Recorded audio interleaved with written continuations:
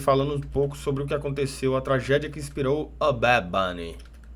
Bad Bunny, em que ele Pantera Maxwell. canta que devia ter tirado mais fotos. É uma daquelas letras que te pega no peito, aquela sensação Moleque, eu tava no show do Bad Bunny, o que eu chorei escutando essa letra aí não tá escrito, tá?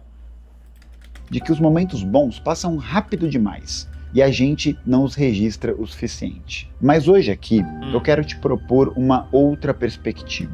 Que é isso, cara? Olha aqui, olha esse roteiro aí, cara.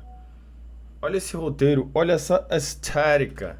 Porque ao longo da história, as fotos não serviram só para guardar memórias afetivas. Elas serviram também como evidência. Evidência de um passado que não pode ser apagado. Não pode. Um passado que se disputa, que o poder tenta reescrever. É isso. E que às vezes uma imagem pode derrubar toda a versão oficial. Pode. A história de hoje começa com uma parede. Uma Ei.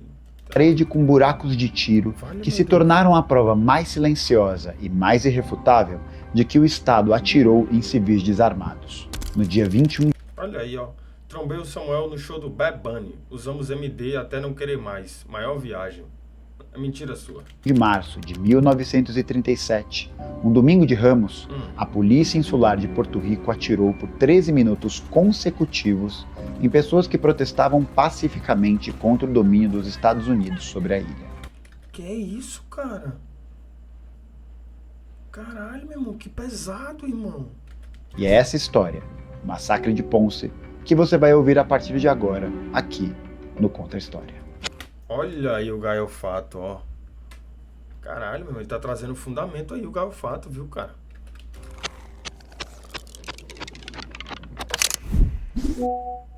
Puxa o fundamento. Em 1937, Porto Rico já era colônia dos Estados Unidos há Perfeito. quase 40 anos. Perfeito. E aqui vale parar um Boa, segundo pai. para entender Boa, pai.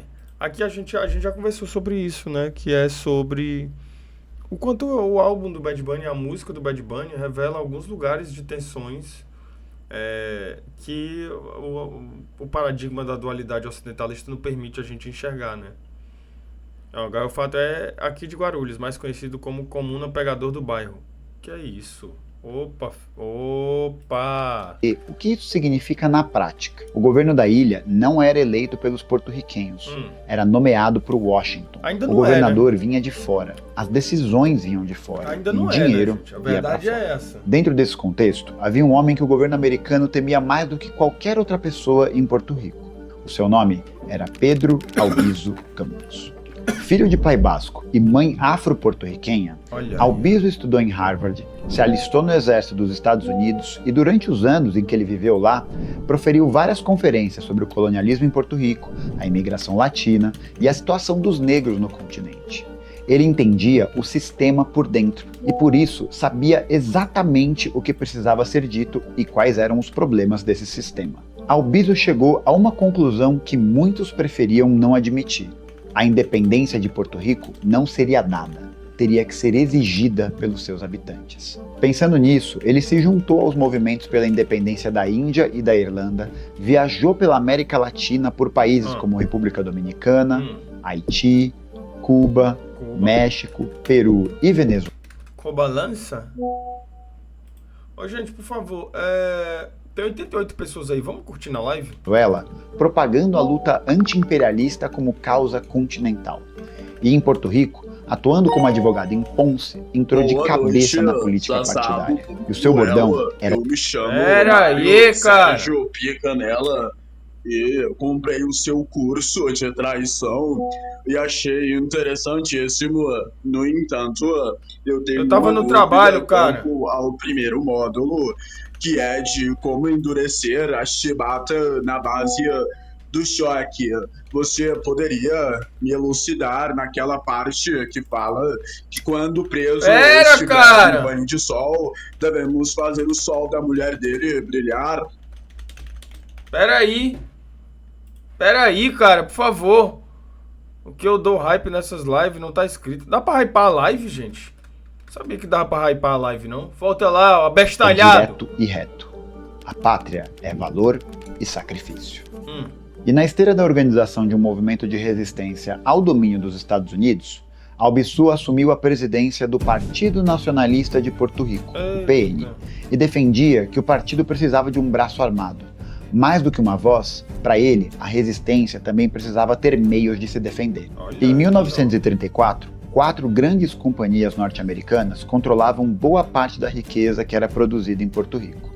A Central Aguirre, a South Porto Rico, a Fajardo Sugar Company e a United Porto Rico. Essas empresas controlavam terras muito além do que era permitido por lei e concentravam lucros que, é claro, nunca ficavam na ilha. E os trabalhadores, organizados na Federação Livre dos Trabalhadores, decidiram que a situação havia chegado a um ponto limite e decidiram iniciar uma greve.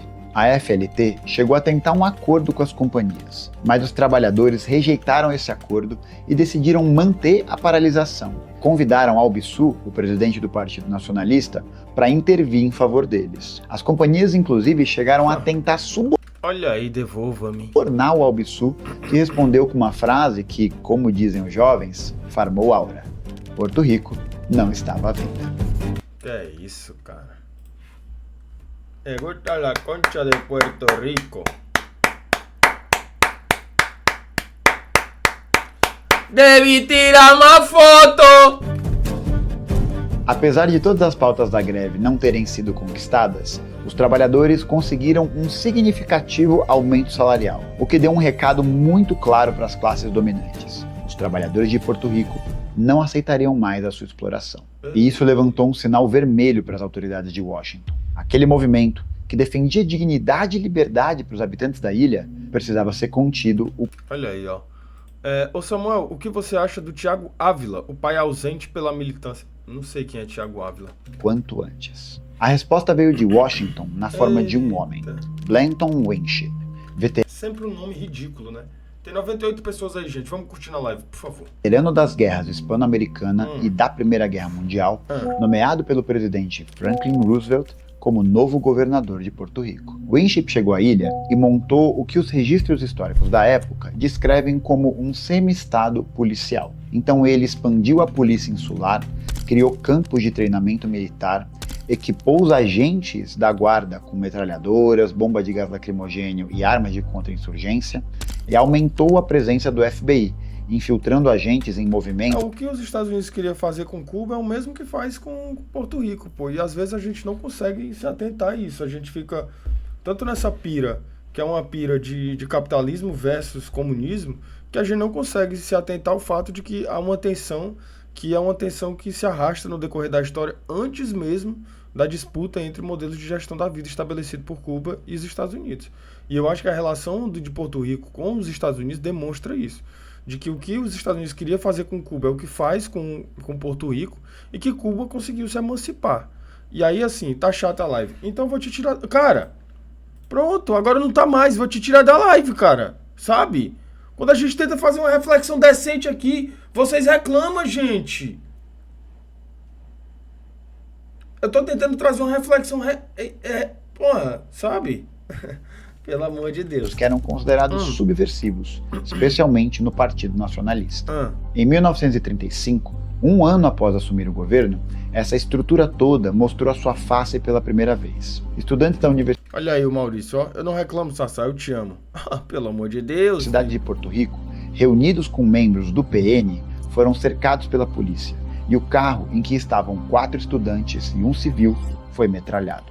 Albizu denunciou publicamente o governador e o chefe da polícia, E. Francis Riggs. Riggs respondeu declarando na imprensa que iniciaria uma guerra até a morte contra todos os porto-riquenhos. Meses depois, Riggs foi assassinado por 2 militantes do movimento nacionalista. A partir daí, a polícia passou a revistar casas, vigiar membros do PN e manter a população sob controle constante. E os documentos do National Register descrevem o período de 35 a 39 como uma espécie de guerra não declarada. Caralho, irmão, e a edição, tá? Irmão, que edição absurda, pô. Entre o governo e os nacionalistas. Antes de continuar, eu preciso que você entenda uma coisa sobre o que vai acontecer em Ponce. O que ocorreu no dia 21 de março de 1937 não foi um acidente, nem uma reação espontânea e muito menos o resultado de um confronto que saiu do controle, mas uma armadilha montada peça por peça para poder inibir o movimento nacionalista. Em janeiro de 1937, o governo pressionou o prefeito de Caguás, uma cidade localizada na região centro-leste de Porto Rico, para vetar um evento nacionalista que contaria com a presença dos membros do braço militar do partido, conhecidos como cadetes. O prefeito resistiu e o evento aconteceu, com cerca de 700 cadetes e mulheres da ala feminina do partido marchando pelas ruas demonstrando força e organização. Esse evento foi um sucesso. Mas eu presumo que deve ter sido muito rechaçado, né, o evento, né? E chamou a atenção do governador Winship. Quando o capitão dos cadetes de Ponce, Tomás Lopes de Victoria, anunciou uma manifestação para o mês de março para comemorar o aniversário da abolição da escravidão e protestar contra a prisão de Albizu, que havia sido acusado de atividade de agitação subversiva, além de armar e treinar os cadetes para retirar o governo dos Estados Unidos da ilha, a resposta do governador foi imediata, e o próprio Winship enviou telegramas à polícia ordenando que ele se apresentasse. Isso aqui é super interessante. Tem uma obra, que é uma obra do Abdel Malek Sayad, que é uma obra que chama Dupla Ausência. E aí, nessa obra, ele está analisando como que... de onde que o Benzema é, gente? Esqueci de onde que o Benzema é. O Benzema é de onde, hein? De que país? De qual país que o Benzema é? Argélia. E aí, tem essa obra, Dupla Ausência, né? Falando sobre como comunidades imaginadas e projetos imperialistas se projetam e ocupam um território sem necessariamente ocupar de forma material, assim. E aí, o que o Abdel Malek Sayad faz é trazer, ele recorre às narrativas de um certo povo na Argélia, de um povo, de uma etnia argelina, e pensa como que a França se constrói a partir do imaginário daquela população e passa a ser, depois da ocupação simbólica, né, passa a ser decisiva na construção do país enquanto um território, no caso não autônomo, né? E aí, dois mundos se chocam quando a França imaginada se defronta com a França real, né? Porque acontece um processo migratório que é muito forte e que esse processo migratório passa a ser a base da economia local. Segredo... Samuel,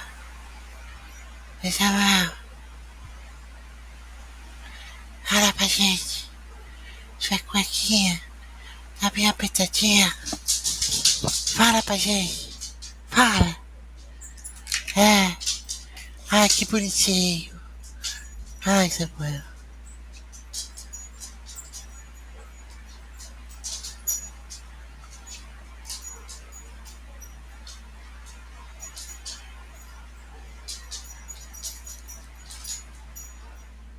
Samuel, e a cueca, hein? Vai gritar lá na casa do caralho, meu irmão.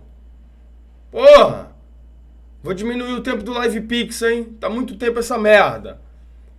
Caramba, cara. Então, o que acontece, gente?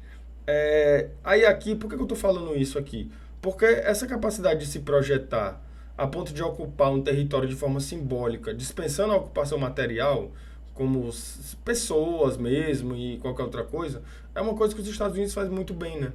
Antes de ocupar um território, antes de enviar o exército, os Estados Unidos enviam a ideia, né? E aí eles ocupam muito bem dessa forma, de maneira simbólica, o território. E aí eles fazem isso no Brasil, né? Tem vários brasileiros que, se a gente falar assim, o Trump vai intervir aqui, tem vários brasileiros que vão dizer assim, e que intervenham, porque a gente tá vivendo não sei o que. Então há uma ocupação simbólica que eu acho que é importante a gente dar atenção para compreender como é que esse processo de colonialismo, neocolonialismo, enfim, se manifesta, né? Estassem armados e com bons atiradores. E é aí que vem o detalhe que transforma tudo. Pois não. Porque o prefeito de Ponce, apesar de toda a pressão, concedeu oralmente a permissão para a manifestação. Oralmente, sem registro escrito. O que acabou abrindo uma brecha para a intervenção das forças governamentais Calma lá, filha. dos Estados Unidos da ilha. E na manhã do dia 21 de março, a cidade de Ponce amanheceu com cerca de 200 policiais espalhados pelas ruas, armados com fuzis, carabinas, metralhadoras Thompson, gás lacrimogênio. Que é isso, cara? Que é isso? Gustavo Galho Fato. Ariane Magro. Pelo amor de Deus. Gaifato conhecido como Boca Louca aqui no bairro. Pera aí, cara. Ô, cara, pera aí, cara. Revólveres e cacetetes. No dia do ato, a permissão foi dada, revogada e dada novamente. O governador ordenou ao chefe de polícia que a ação... Por que a live tão cedo? Pô, cara, deixa eu te falar, eu tô dormindo todo dia 3 da manhã, pô. Tá ligado? Eu fui trabalhar num horário hoje que era um horário diferente e tal, aí eu falei assim, pô, vou fazer live mais cedo pra ver se eu não durmo 3 da manhã. Porque tá me fudendo, pô. Tá me fudendo, papo reto. do Partido Nacional fosse contida por todos os meios necessários. Os militantes contestaram. Olha aí, ó. Curtam a live aí, pô. Sasuke de Tactel. Salve, Sassá. O vídeo com PH ficou bom demais. Samuel Sadam, filho, por favor, muito obrigado. Mas o evento já estava marcado. Não tinha como desfazer. CC sempre. Boa noite, chat. Boa noite, Samuel. Pois não, filho. Samuel, em agosto eu estive em Cuba, cara. Fiquei muito triste com o que vi. O embargo lá dos Estados Unidos, a ilha, tá sufocando, tá estrangulando, cara, a sociedade cubana, né? Então, se não aparecer um Deng Xiaoping cubano lá pra, sabe, dar injeção de ânimo, é possível que o socialismo cubano caia, velho. Muito triste. Agora, a questão de Porto Rico, cara. Porto Rico, né, é um puxadinho dos Estados Unidos, né? Eles não têm nenhuma autonomia, exceto passou um furacão lá e os Estados Unidos não fez nada, não mandou uma garrafa de água lá pra Antes de tudo, vamos fazer uma oração pro Samuel, para que Lúcifer, Mamon, Asmodeus, Leviatã, Beuzebu, Satanás, Belfegó, Bael, Paimon, Astaroth, Buel, Estola, Samael protejam a vida de Samuel Satã. Segundamente, mano, eu tô ligado que o Samuel Satã é teu porta-voz. Fala mais sobre esse curso que tu lançou e esse tutorial que tu fez sobre como endurecer a chibata na base do choque. Eu também tô em dúvida, mano, em relação a uma parada, tá ligado? Que papo é esse? Não é Enquanto adequado. o preso tá no banho de sol, tu tem que fazer o sol da mulher dele brilhar. Não é... Se tu puder me ajudar, Gente, mano, pode crer. Ai, demônio do inferno. Isso não é adequado, gente. Isso não é adequado. Isso não é adequado. Pelo amor de Deus. Voltei a lazer.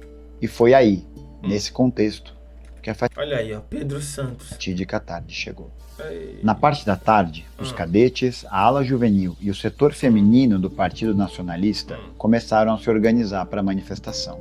Todos estavam desarmados, vestiam preto em sinal de luto pela situação colonial de Porto Rico e carregavam os estandartes negros Caralho, uma bandeira do Vasco. do partido, marcados com a cruz de Calatrava, um símbolo que já havia sido adotado por revolucionários franceses. Durante a caminhada, marchavam cantando hinos a favor da independência. Caminhando e cantando e seguindo a canção.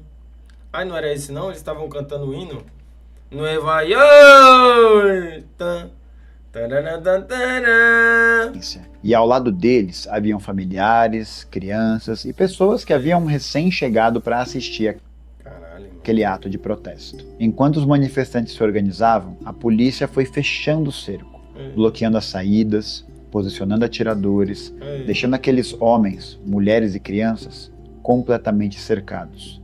A fuga, naquele momento, já não era mais uma possibilidade. E muito em breve, eles saberiam disso. Foi então que os policiais, armados até os dentes e com ordens do governador nomeado pelo presidente dos Estados Olha aí, Ariane, ó. Eu achei que era show do Bad Bunny. Unidos, abriram fogo. Que é isso, cara? Tem foto, que loucura. Meu irmão, nem fudendo, pô.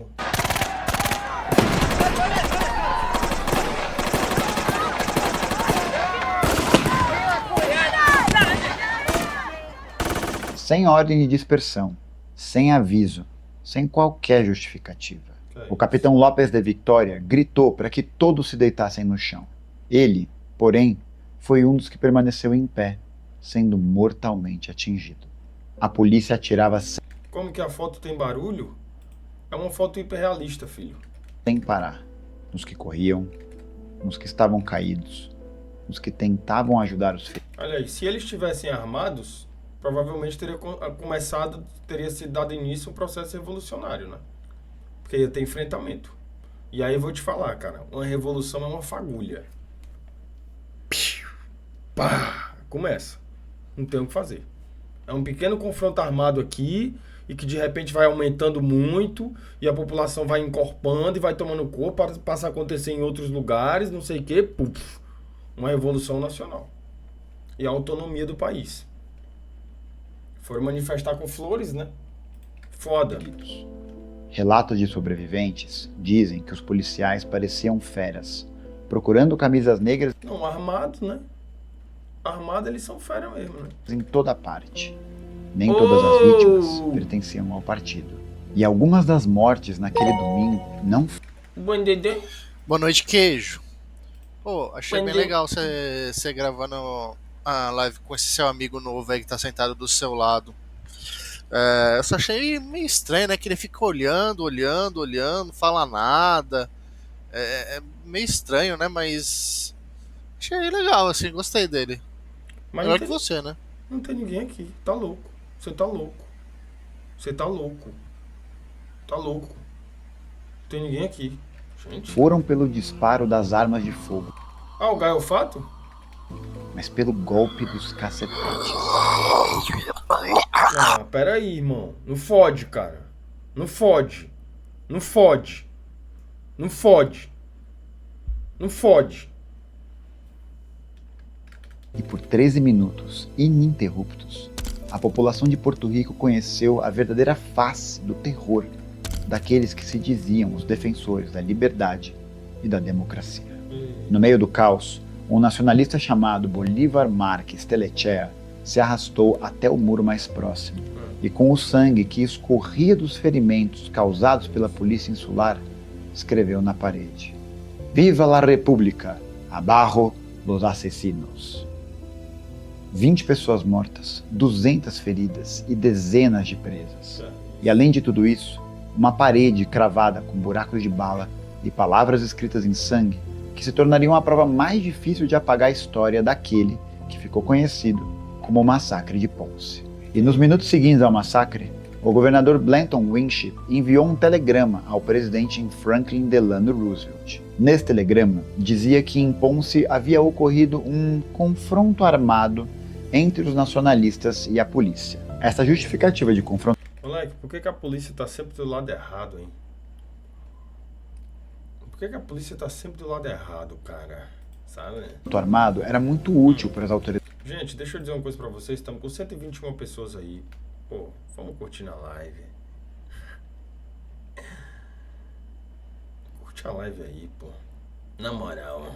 coloniais e para os grandes veículos de imprensa, que ao relatarem essa história, criaram um clima de mas foi necessário o uso da força para reprimir essas pessoas. Esse tipo de lógica pode ser encontrada até os dias de hoje em manchetes e recortes de notícia que usam essa desculpa para validar operações letais da polícia. Ó, lá no 8 de janeiro, lá, os bolsonaristas quebrando o Congresso inteiro e a polícia lá aplaudindo, pô, assistindo, de camarote. A polícia só parou para intervir no 8 de janeiro quando houve uma ordem do Exército, gente. E quando se enviaram tropas do Exército, porque senão a polícia militar que estava lá ia fazer de conta que não era nada que estava acontecendo, pô. Ia fazer de conta assim, ó, passar um pano valendo, porque para eles era para ser feito aquilo mesmo, né? E das forças de repressão contra o povo. A versão oficial estava montada, mas não sem resistência. Isso porque a American Civil Liberties Union criou um comitê liderado por Arthur Garfield Hayes para apurar os acontecimentos de Ponce. E o relatório final foi direto ao ponto, dizendo que os cadetes estavam desarmados, exercendo o direito constitucional de reunião e que a responsabilidade pelo ocorrido era do governador. E o nome que o relatório adotou foi o mesmo que os habitantes de Ponce já começavam a usar. Não confronto, não incidente, não operação policial. E o quê? Massacre. Caralho. Depois do ocorrido, muitas Caralho, que é isso, cara? Gente, um massacre. Pelo amor de Deus. Foda lá. pessoas se desfiliaram do Partido Nacionalista. E a força que havia sido criada e construída Boa noite, Samuel. Eu me casei. Não é problema meu, filho. Foda com lá. tanto custo foi sendo minada. O povo de Porto Rico culpou Winship, a raiva se expressou nos jornais e alguns pediam abertamente a sua saída. Sim. Mas a história não parou por ali. parou, né? Porto Rico continuou sendo colônia, o colonizador continuou sendo os Estados Unidos, Os porto-riquenhos continuaram sendo cidadãos americanos que não podiam votar para presidente, continuaram sem representação com voto no Congresso, e a questão da independência continuou e continua em disputa. É nesse contexto que cada ato de resistência importa, cada memória preservada importa, cada nome lembrado importa. O casarão que foi palco do massacre existe até hoje, e sob a gestão do Instituto de Cultura Porto-Riquenha, funciona como um museu, a Casa de la Massacre, preservando fotografias, documentos e registros históricos do ocorrido. Realiza mostras, debates, palestras e mantém viva a memória de quem marchou de preto naquele domingo. E é aqui que a gente volta para o começo. A gente volta para a parede, para os buracos de bala, para as palavras escritas em sangue que disseram Viva a República e abaixo os assassinos. Bad Bunny cantou que devia ter tirado mais fotos, mas em Ponce foram justamente as fotos de uma parede, de um domingo de Ramos, de corpos na rua, que impediram que a versão do Estado prevalecesse. Olha aí, ó, meu irmão. Gente, Gustavo Gaiofato. Gustavo Gaiofato. Gaiofato. A evidência não apagada se tornou memória. A memória se tornou resistência. E a resistência continua sendo passada de geração em geração, através de manifestos, músicas ou mesmo em bandeiras erguidas nos maiores palcos do mundo. Olha aí. O colonialismo tem uma habilidade perturbadora de se reinventar, de criar versões oficiais, de chamar massacre de confrontos e de transformar vítimas... De chamar ditadura de revolução. De chamar ditadura de revolução. Vocês sabem que tem um bocado de gente que chama o golpe de 64, a ditadura empresarial militar, de revolução, né? Vocês sabem disso, né? Em ameaças. Mas a resistência também se reinventa. Seja em palavras escritas em sangue em paredes de pedra, em relatórios que desfazem a versão de telegramas oficiais, ou mesmo em museus que preservam o que o poder um dia queria que fosse esquecido. Olha aí, ó. Veja na estante, Gaiofato também é devoto do capeta. Gente, por favor. 13 minutos de Ponce terminaram naquele domingo de 1937. Mas o que eles significam, na sua maior profundidade, ainda não terminou. E aí, o que acharam da história do massacre de Ponce? Conta aqui pra mim. Linda! Linda! Amei, Gaiofato! Amei!